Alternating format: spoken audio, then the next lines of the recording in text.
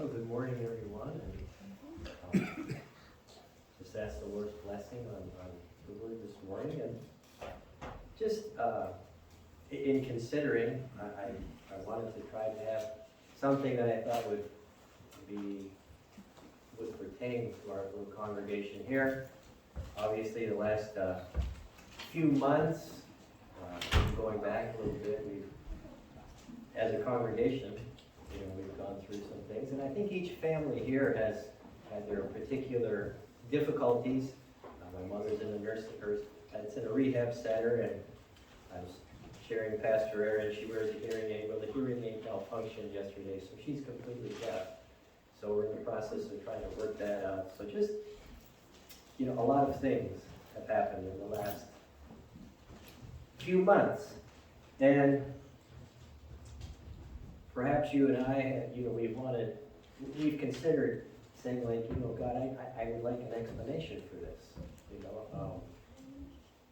God, can you please explain to me what's going on? Help me to understand.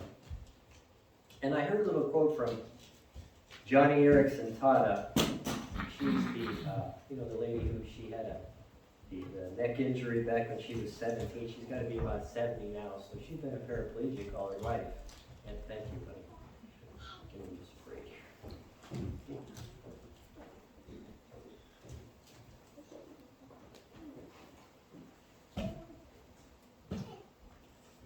Makes it even worse when you're on camera. How do you drink water in the camera in front of everybody? It never seems to work out. But something that she said when she was going through all her difficulties after she had her accident, she said over the years she has come to realize this, that she said, I began to seek not for an explanation from God, but for a revelation from God. And I thought that was good. And so today, my hope is that the message today will help us with that, to maybe, if we don't quite have an explanation, to maybe have a little bit more revelation of the character of God, the will of God. And as I look around, Russ and Sandy might remember, actually I've updated it a little, and I think that I would hope in 5 years I've had a little more revelation, but I actually spoke this message about 5-6 years ago. Actually 2016, 5 years ago. So maybe Russ and Sandy would remember. I think Justin was actually at another church then, so this might be like brand new to everybody else. But I've considered 4 truths or 4 different aspects that would help us to understand, I guess, why we don't understand God, and sometimes we don't have an explanation. And the first point that I'd like to address, and I think Pastor Aaron kind of touched on this a little bit this morning, and actually some of the songs alluded to it also, is that the reality is that God is very, very big, and we are really very, very small. And it tells us in the book of Romans chapter 1 and verse 20 about that God has created a universe and our world really to explain himself and to show us something about himself. And it's Romans chapter 1 and verse 20. For the invisible things of him, of God, from the creation of the world are clearly seen, being understood by the things that are made, even his eternal power and Godhead, so that they are without excuse. The idea being that anyone who says that God doesn't exist, as the Bible says, the fool says in his heart that there is no God. And so, I had a couple more to it, and I'll get to it. It's Psalms chapter 8, verses 3 and 4.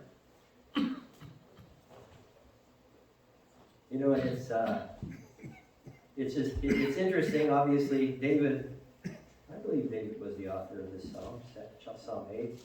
He wrote this before that Psalm of David, before there were telescopes and anything like that.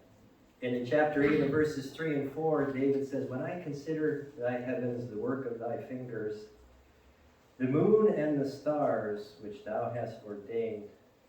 Then he asks a question. He says, what is man that thou art mindful of him? And the Son of Man that you visit him?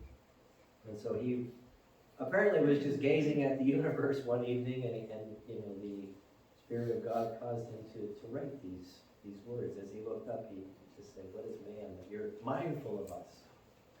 And just one more. Isaiah chapter 55, verses 8 and 9. Familiar verses.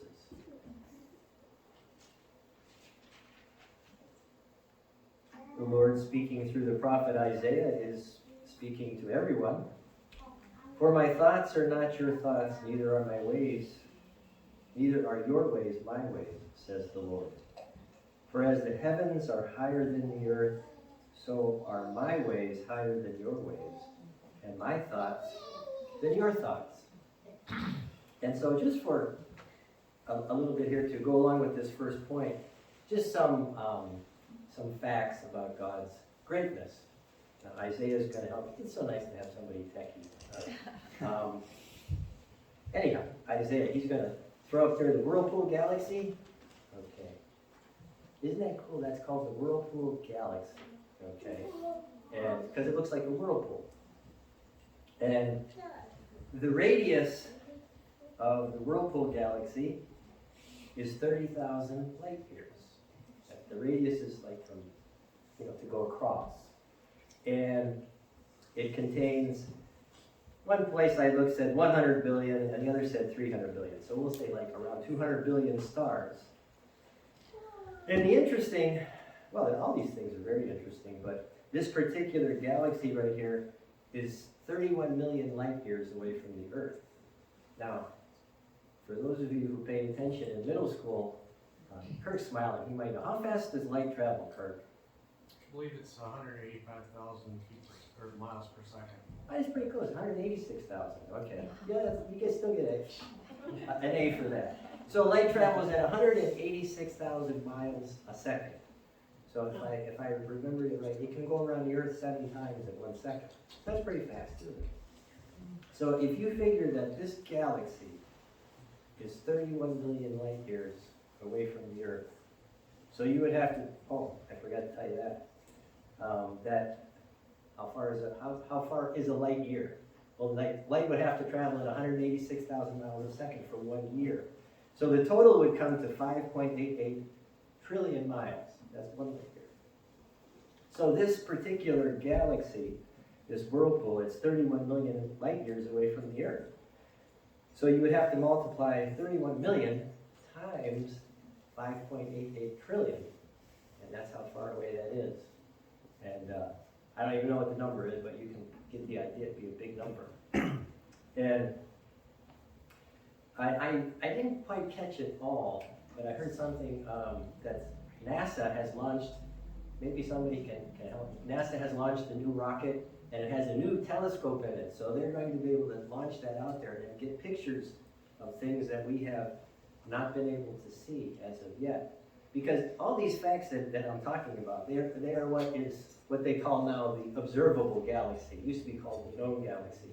And all that means is that's all that we've been able to see, because we don't have a big enough telescope to go beyond what we're describing here. So just a couple more things. I like this stuff. So a couple more things. Our own little galaxy, the Milky Way galaxy, that's where we live. And that includes our solar system, our planets. And that has a radius of almost 53,000 light years. And they estimate that there are up to 400 billion stars in our little galaxy right here. And just speaking about our little galaxy, you know what, I'm going to just jump up to, I think, the third one, Isaiah. That star Canis Majoris. The first time I heard this, it's just like, this is really cool. See that big star there in the middle? That's actually, it has a name. It's called Canis Majoris. And that is the biggest star, at least that they know for now. Well, in our galaxy, they probably know. The biggest star in our galaxy. And that particular star is so big that you could fit, well, you could fit 7 quadrillion Earths inside of that star. Now you say, well, actually, what's a quadrillion? Those are numbers that are probably too big for us. Although if our government keeps going, we might know how big our debt is. We'll know what a quadrillion is if they keep at it the way they are. But at the moment, a quadrillion would be 1,000 billion. Because a billion is 1,000 million, a trillion is 1,000 billion, and a quadrillion is 1,000 trillion. So anyhow, just to give you some idea, if you could picture the Earth as a golf ball, it's the size of a golf ball. So if you can get the Earth as the size of a golf ball, the number of Earths that could fit in that star, they would, if you use it as a golf ball, they would fill up the state of Texas 22 inches deep. I mean, it boggles the mind, doesn't it? I mean, Texas is a big state. Debbie and I have been to Texas and travel, and it's a big state. So that star is so big, you could put that many Earths inside that star. And, just some other things. The cells in the human body, well, the number is 3.72 times 10 to the 13th power. That's a 10 with 13 zeros after it. And of course, our cells are there are so many reproducing and dying every day that it's incredible. How many times does your heart beat in a lifetime? That was just an interesting thing I looked up on Google. I'm assuming this is, a normal person. It has 80 beats in a minute, which comes out to 4,800 times an hour, which comes out to 115,200 times in one day. And in a year, that would be 42,048,000 times per year. Now, if God willing, if you should live to be 80 years old, the heart that God created in us, just the physical muscle, would beat. Okay, that number's pretty big here. Let me see if I can make sure I get it right. It would be 3,363,840,000 times, which is, incredible for a little thing that God has created. It tells us in the book of Psalms, this verse, it says that, Peter, it's quoted again in 2 Peter, chapter 3 and verse 8, that one day is as 1,000 years, and 1,000 years is one day with the Lord. And, I've considered that, you think 1,000 years is just like a day to the Lord. And 1,000 years of history is a long time to us, but to the Lord it's a short time, it says a day. And then Romans chapter 11 and verse 33. I did have another galaxy, but it's called the Andromeda Galaxy. You don't have to put it up there, Isaiah, but they estimate that it has 1 trillion stars in it. And if you think that every one of those stars, our sun is a star, but it's actually a very small star. They estimate that galaxy has 1 trillion stars in it. Oh, and I have one other. I hope if not, I'll have to do it by memory, but this was interesting too. Just let me.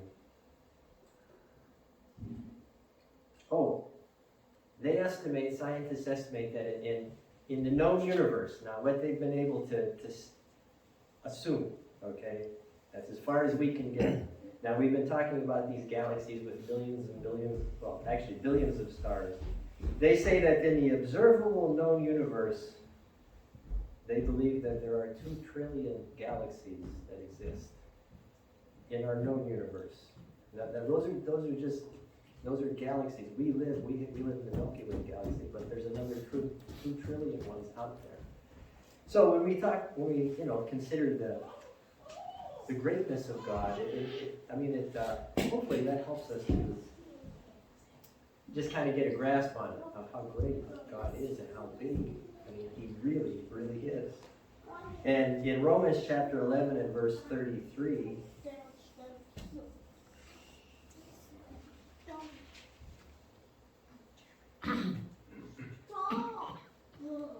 The Apostle Paul, writing about God, says, "Oh, the depth of the riches, both of the wisdom and the knowledge of God. How unsearchable are his judgments, and his ways past finding out." And when we consider the size of the universe that we live in, and again, that's the known universe. It's just that the greatness of God and how great he really is, it's just something to consider, something to meditate on.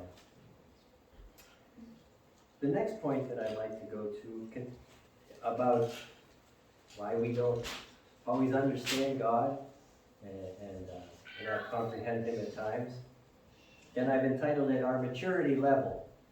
And I think that we get that just in the natural, right? I mean, obviously, as we grow, we mature, and we're able to understand things better and to comprehend things better.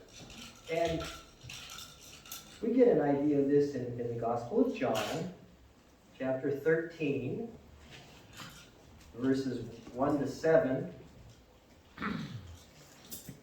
Right before Jesus was going to go to the cross, he wanted to demonstrate something to the disciples, the apostles. And I'm actually going to read the first 7 verses. "Now before the feast of the Passover, when Jesus knew that his hour was come and that he should depart out of this world unto the Father, having loved his own which were in the world, he loved them unto the end. And supper being ended, the devil having now put into the heart of Judas Iscariot, Simon's son, to betray him, Jesus, knowing that the Father had given all things into his hands, and that he was come from God, and went to God, he riseth from supper, and laid aside his garments, and took a towel, and girded himself, or put it around himself.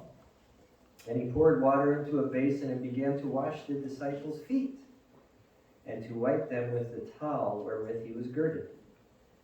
Then cometh he to Simon Peter, and Peter said to him, Lord, dost thou wash my feet? Jesus answered and said unto him, What I do thou knowest not now, but you shall know hereafter. And Peter said unto him, Thou shalt never wash my feet. And Jesus answered him, If I wash thee not, thou hast no part with me. It's obvious that Peter really didn't understand what Jesus was doing, because he said, Lord, I'm not going to let you wash my feet. And Jesus was demonstrating to them, obviously, what it meant to be a servant, because he was, he was the God in the flesh, but he was serving them. And Peter really didn't understand that at all. His maturity level at that moment was just not there, right? But we see that, well, Peter did obviously mature. You don't have to turn there, but this is 2 Peter, as the Apostle Peter opens up the book of 2 Peter, and he wrote that shortly before he died. He begins in the very first verse, Simon Peter, a servant and an apostle of Jesus Christ. Well, obviously, Peter had learned something about being a servant over all those years. He didn't understand what Jesus was doing at the beginning, but right before his death, he calls himself, actually, he says a servant and an apostle. Before he even mentions himself as an apostle, he says a servant of Jesus Christ. So obviously, Peter had matured. He now understood what Jesus had done some 30 years previous to that, which he didn't understand. Debbie and I were actually at a funeral last week on Saturday of Joseph Byers. We were the assistant pastors under Jay and Ellie Byers in DeFoeville, New York. And their youngest son, it was Joseph, and at that time, he was just a little guy. I mean, Debbie used to babysit him all the time. And he had gotten cancer a couple of years ago, so he passed away. And so we went to his funeral, and after the funeral, people were just talking and so forth. So a man came up to me. He was probably between 45 and 50. And he said, Hello, Mr. Kinem. And he reaches out and he shakes my hand. So I'm shaking his hand, and it's a little embarrassing, but I said, who are you? And he looked at me and he says, Mike. Still nothing. It was like, I did not know who this man was. And he said, Mr. Kinem, he said, you were my principal up at Watertown. Now, they had a school up there, and I was the principal of the Christian school. When I left, he was like, what, 15, honey, 16? He was like 15 years old. And now I'm speaking to a grown man with a beard. And then after he said that, I looked at him and I said, Mike Baker. I said, okay, yeah, I know who you are. So anyhow, myself and Debbie was talking to him later, it was just an interesting situation because I was talking to a man. I mean, we were talking about, he has his own children now, and we were talking about raising children and some of the difficulties. And when he was 15 years old, we didn't talk like that. All right? I mean, that's why it was just, I kept looking at it, amazed. Here I was talking to an adult, as an adult. And when the last time I had seen him, he was 15. And obviously, it was not the same conversation as we had. And so, obviously, he's not the same. He has matured. And we were able to speak adult to adult. And he was a very, very nice young man. That word young, people are getting older and I'm still calling them young, so. But he was a young man, about 40, probably 45. But it was just interesting, and I guess I learned a little bit about maturity there because, again, we don't talk to a 15-year-old the way we talk to a 45-year-old.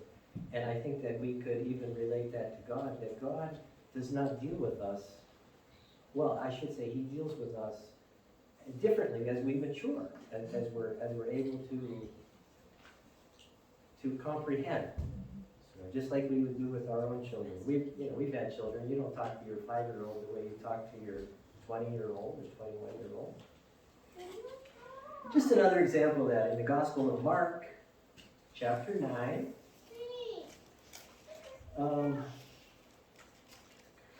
Let me see. I have verses 9 and 10, but Mark chapter 9.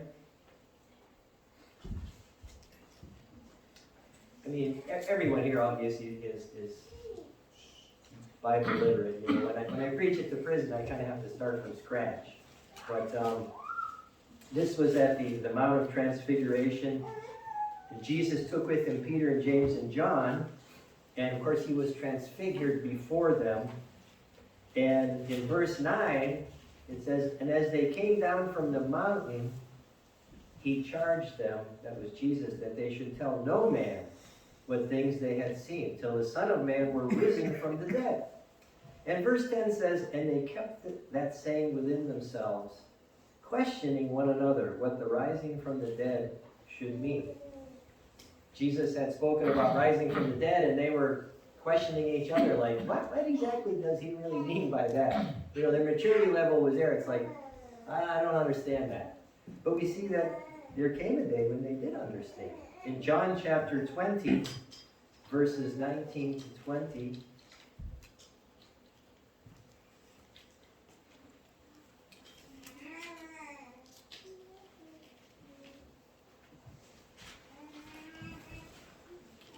John 20, verses 19 to 20.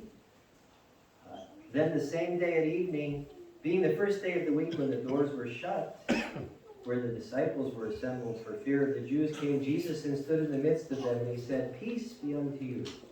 And when he had so said, he showed unto them his hands and his feet. Then were the disciples glad when they saw the Lord. You know, when they saw that, when that happened, they understood they understood about the Mount of Transfiguration, what had happened, before that. They didn't understand when Jesus was talking about rising from the dead. Well, here they did. Because he showed them his hands and his feet, and they knew it was him. And they understood what they hadn't been able to understand before.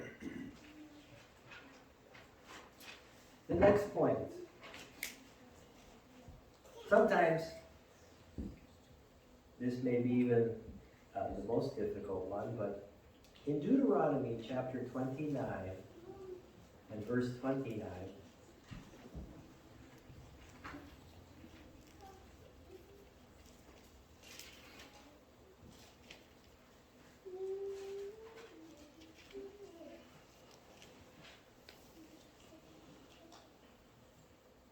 says this, in the King James reads, "The secret things belong unto the Lord our God. But those things which are revealed belong unto us and to our children forever, that we may do all the words of this law." That first part of the verse, though, it says, "The secret things belong to God, unto God." And the New Living Translation, which is a more modern translation, this is the way it reads. It says, "The Lord our God has secrets known to no one." And God has certain things that he keeps to himself. And, I mean, for example, when is Jesus returning? Well, it tells us from the book of Matthew in chapter 24 and verse 36, "But of that day and hour knoweth no man, no, not the angels of heaven, but my Father only." That Jesus was speaking those words. Something that the Father has reserved for himself is when Jesus is going to return. Which puts us at rest, the next time you hear some preacher saying that he knows when the Lord's going to return, you can just turn him off. In the book of Revelation, chapter 10,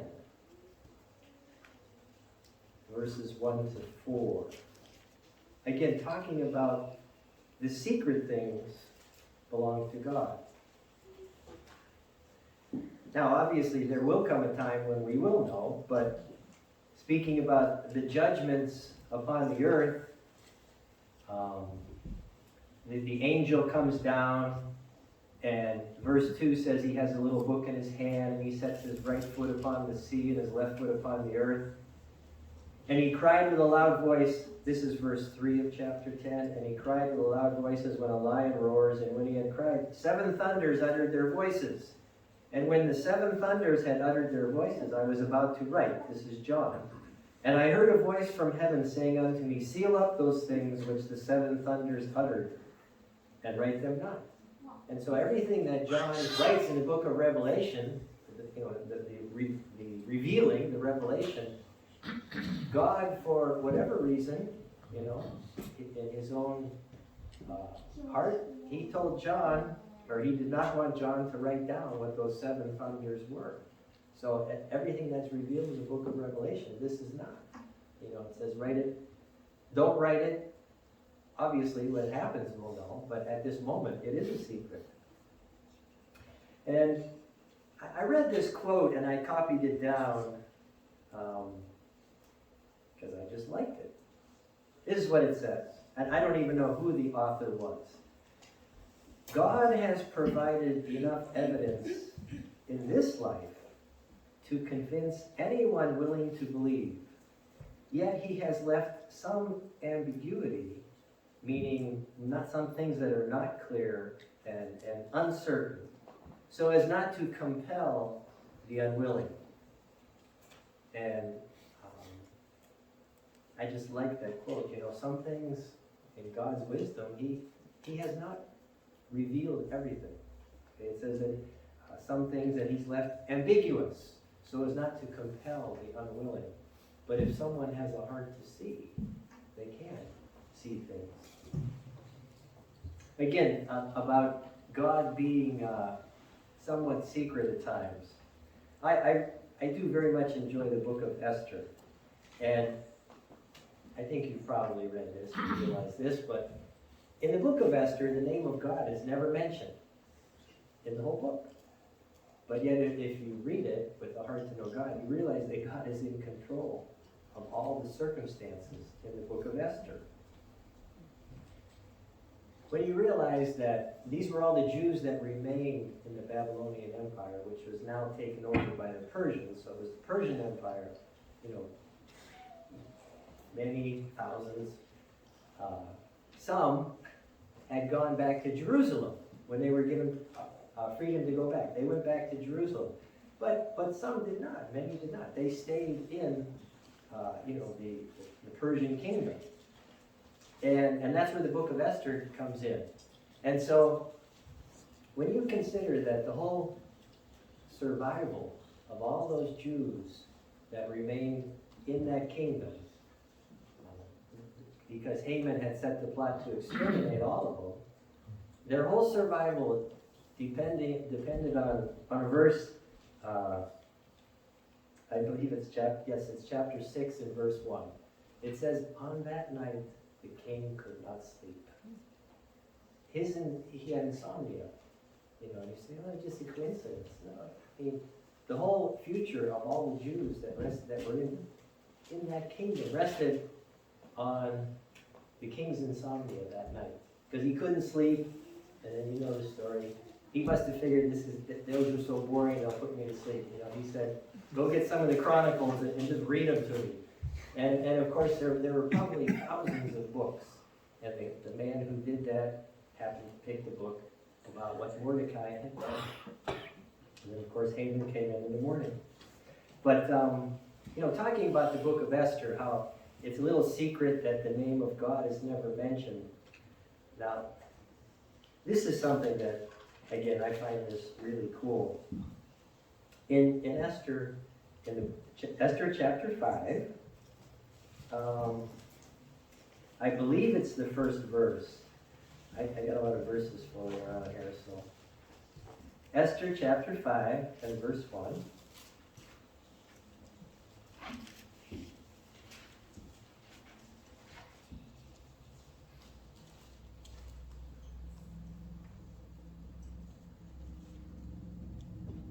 Oh no, actually it's chapter 5, it's verse 4. Okay.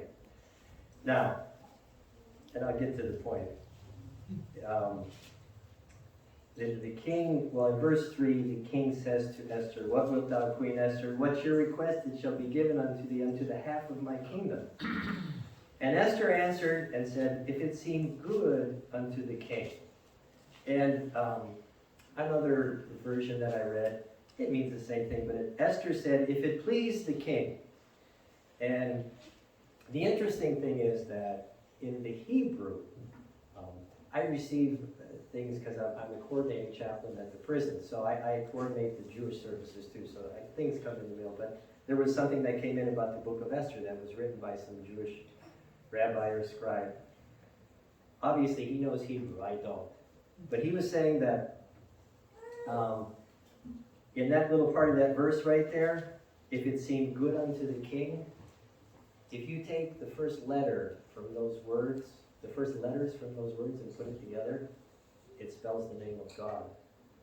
And I find stuff like that, just, you know, there is God showing himself. It's a secret, but obviously if you don't know Hebrew, you're never going to get it. But, you know, he said that if you take those first letters of those first 4 or 5 words in the original Hebrew now, it will spell the name of God. And so, God doesn't show himself in the book, but he is in the book of Esther. Last point, and this was alluded to this morning.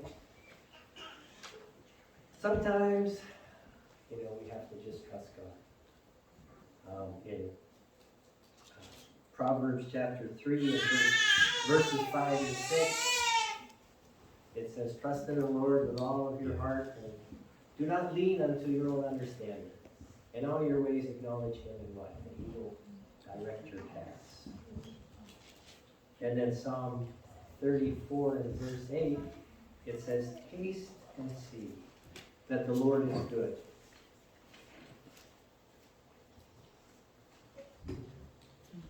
In the book of Daniel, Isaiah chapter 3, verses 16 to 18,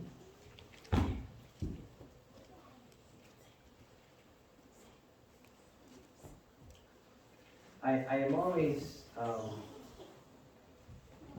as many times as we've read it, just to consider it. Again, chapter 3 deals with the 3 Hebrew children, or well, they were young men, Shadrach, Meshach, and Abednego. And of course, King Nebuchadnezzar made the statue, and everyone had to worship it, or they would be thrown into the burning fiery furnace. And you know, it was told that Shadrach, Meshach, and Abednego were not, and so in verse 16, you know, they had to come before the king and give an explanation for themselves. So Shadrach, Meshach, and Abednego answered and said to the king, O Nebuchadnezzar, we are not careful to answer you in this matter. After he questioned them about why they wouldn't bow down to the statue, and he said, hey, what happens if you don't? And in another version, it's interesting because it says their response was, well, King, we really don't need to answer you about this matter. So they had already settled it in their heart. I mean, there was no question. And verse 17, if it be so, our God whom we serve is able to deliver us from this burning fiery furnace. And he will deliver us out of your hand, O king. And then verse 18, but if not, be it known unto you, O king, that we will not serve your gods, nor worship the golden image which you have set up. And when you just consider the reality of it, they really did not have a word from God that he was going to deliver them. It's not like God told them, don't worry guys, I'm going to get you through this. They just were committed to the Lord, and they said, well, King, we know that God can deliver us, but even if he doesn't, we're not going to, bow down to your images. And, I try to use that in my own life, that, well, God, even if you don't answer my prayer the way I want you to, I'm not going to bow to this world and go back to Egypt and do things the way the world does. And just tremendous men. I mean, they were, their 20s, and here they were willing. I mean, all of us, you burned yourself on, something, you get a little burn on your finger, how much it hurts. I mean, could you imagine just being thrown into the fire? And that's not, again, that's just trusting God. That's not like God said he was going to deliver them. They just trusted him. And Pastor Aaron alluded to the book of Job this morning, but that famous verse that Job said, though he slay me, yet will I trust in him. I mean, again, Job really didn't have a word from God that God was going to do anything for him. He really didn't understand what was going on, but his confession of faith was, he said, Lord, I don't know, he said, but even if you slay me, I'll still trust you. So, just to finish up, we don't always have an explanation from God, so that, we might understand everything. However, at times, God just gives us a fresh revelation of himself in some way, of his greatness or something through the situation that we're going through.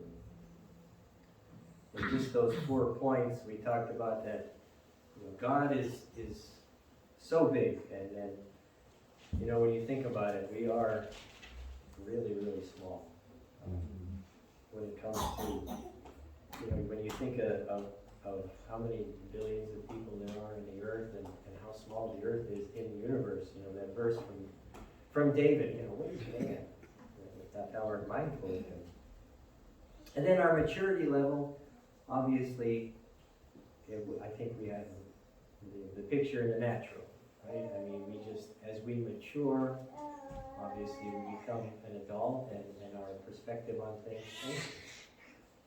And our maturity level with God, we're all at different maturity levels, and we're all maturing, but I think that, at times that's when, God deals with us at our maturity level, of what he's able to deal with us at. And then God does have some secrets. It tells us that the secret things belong to God. Maybe we will never have an explanation. And fourth, they're just trusting God when we just don't understand at times. I heard another quote from a man. He said, when we don't see God's plan, we can trust his hand. That he's guiding us.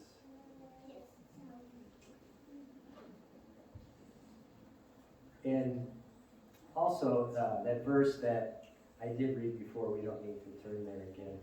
When Jesus was washing Peter's feet, Jesus told Peter, he said, well, basically, you don't understand this right now, but you will know hereafter. And we will have, as we follow on with the Lord, we will have all eternity to discover God and obviously perhaps get a different perspective on things as throughout all eternity about why God has done the things that He has done. And Isaiah, just for the last verse, would you go to 2 Corinthians chapter 13 and verse 12? Actually, when we went to visit my mother yesterday at the nursing home there, the verse is 2 Corinthians chapter 13 and verse 12. Actually, Debbie kind of quoted this verse. It just came to my mind. Where my mother is, to go see her, you have to wear a mask and then you have to wear a shield also. Well, this was the first time that we had ever gone, so we didn't know. I'd never done that before. So Debbie puts on the shield. She said, "Man, this thing is really hard to see through." And I put mine on too. It was all blurry and cloudy. So, the lady says, "Well, you got to sign in." So Debbie's signing in, and she said, "Yeah, these masks are really hard to see through." And the lady was nice. She said, "But you have to take the plastic off. There's a plastic film that's on there. It's on the front, and then you take that off, and it'll be better." And it was amazing. I took that off, and you could actually see something. But that was the first time we didn't know it was even on there. And in 1 Corinthians chapter, 1 Corinthians. Okay, I'm in second. You're in the right one. 1 Corinthians chapter 13 and verse 12, talking about our situation here on earth. The Apostle Paul says, "For now we see through a glass darkly, but then face to face.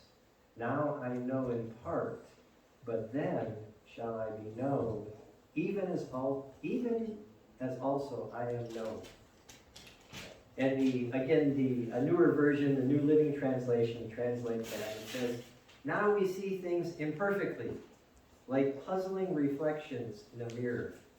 But then we will see everything with perfect clarity." Amen.